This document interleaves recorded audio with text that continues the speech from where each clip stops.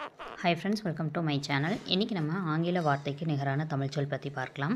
Academy கல்விச்சாலை, accident எதிர்பாராத விபத்து, action செய்கை, அடாப்ட் தத்தெடு, அட்வான்ஸ் முன்னேறு, அட்வர்டைஸ் விளம்பரப்படுத்து, அட்வைஸ் புத்திமதி, அஃபெக்ஷன் கருணை, அகைன் மேலும், அகைன்ஸ்ட் எதிராக, அக்ரி ஒப்புக்கொள், அக்ரிமெண்ட் ஒப்பந்தம், அக்ரிகல்ச்சர் விவசாயம், ஆல்பம் அப்படின்றது படம் முதலியன சேகரிக்கும் புத்தகம், அலோ அனுமதி, ஆல்டர்னேட்டிவ் வேறு வழி, ஏன்ஷியன்ட் அப்படின்னா பழமையானது, ஆங்கிள் கோணம், அனல் அப்படின்னா ரத்து செய் அப்படின்னு அர்த்தம். இது கொஞ்சம் வித்தியாசமாக இருக்குது. இது வரைக்கும் பார்த்தது வந்து ஓரளவுக்கு கேள்விப்பட்ட மாதிரி இருக்கும்.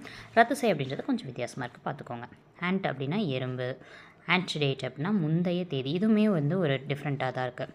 ஆன்டிக்விட்டி அப்படின்னா பண்டைய காலம், ஆன்ஷியஸ் அப்படின்னா ஆவல் உள்ள, அப்பாலஜி மன்னிப்பு, பிஹைண்ட் பின்புறம், பேபிள் இறைச்சல், இது கொஞ்சம் வித்தியாசமாக இருக்குது. பேசிலஸ் அப்படின்னா நுண்கிருமி, பேசிலஸ் லாக்டோபேசிலஸ் அந்த மாதிரிலாம் படிச்சிருப்போம் இல்லையா. ஸோ பேசிலஸ்ன்றது நுண்கிருமி. பேக்கிங் அப்படின்னா உதவி இல்லைனா ஆதரவு, இதுவும் வித்தியாசமாக இருக்குது, பார்த்துக்கோங்க. பாக்டீரியல் அப்படின்னா தரக்குறைவான சரியில்லாத அப்படின்னு அர்த்தம். பெயில் அப்படின்னா அரண், பால்டு அப்படின்னா வழுக்கை அல்லது வெறுமையானது அப்படின்னு சொல்லிட்டு அர்த்தம். பேலட் அப்படின்னா வாக்குச்சீட்டு. நெக்ஸ்ட்டு பார் அப்படின்னா உலோகத்தண்டு அப்படின்னு அர்த்தம், துண்டு.